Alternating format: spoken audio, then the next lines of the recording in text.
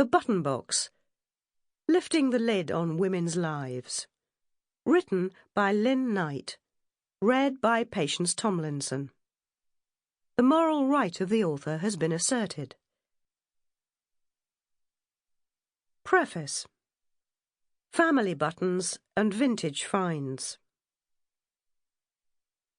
I reach into the button box to find the spangled mother of pearl, crisscrossed with lines, and the smaller pearl buttons with serrated edges I remember from my childhood.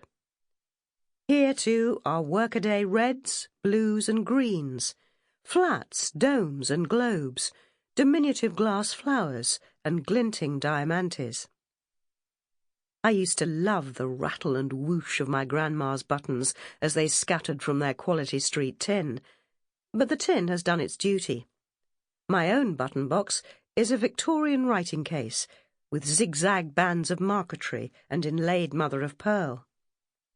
I no longer hear the delicious sound of buttons striking metal, but it is still a pleasure to delve for the button whose fish-eye holes, cut diagonally for thread, transform a simple square into diamond-shaped glamour. As a very small child, I spent Friday afternoons at the house my Grandma Annie shared with my great-aunt Eva. The Quality Street tin lodged on a windowsill beside the one for Bluebird toffees which held my grandma's cotton reels. Buttons stood in for both sweets and currency in the games of shop the three of us played.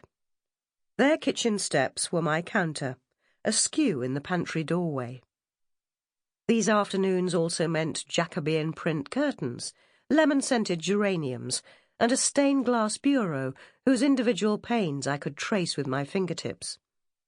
There was a rag rug before the hearth, and a radio, but no television.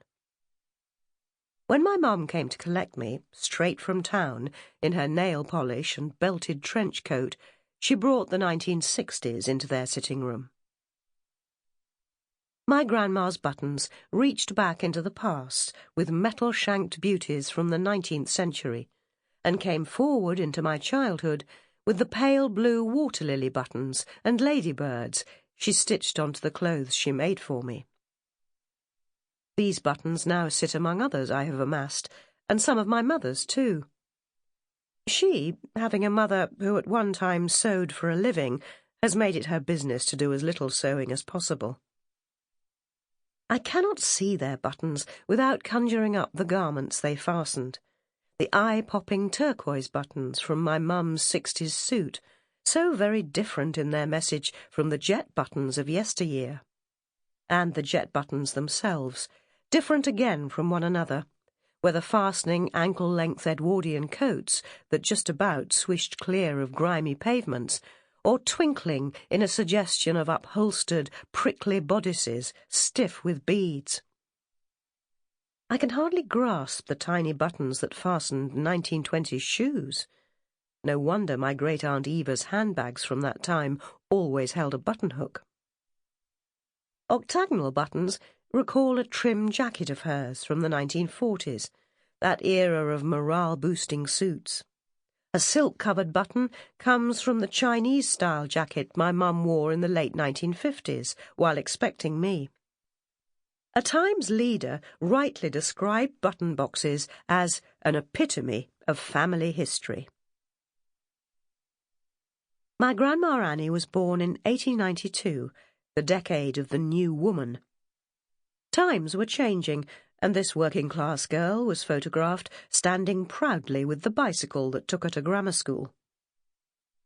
My great-aunt Eva was born in 1901, on the day of Queen Victoria's funeral. Not one for formal lessons, Eva left school as soon as she could and joined my great-grandma Betsy behind the counter of the family's corner shop on the outskirts of Chesterfield, Derbyshire. My great-grandfather's name was above the door, but like many men in the district, he was engaged in industrial work of one kind or another. The shop was run by my great-grandma.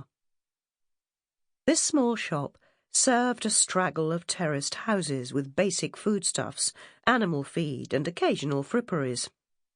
Linen buttons, too, for sewing on Sample complete. Ready to continue?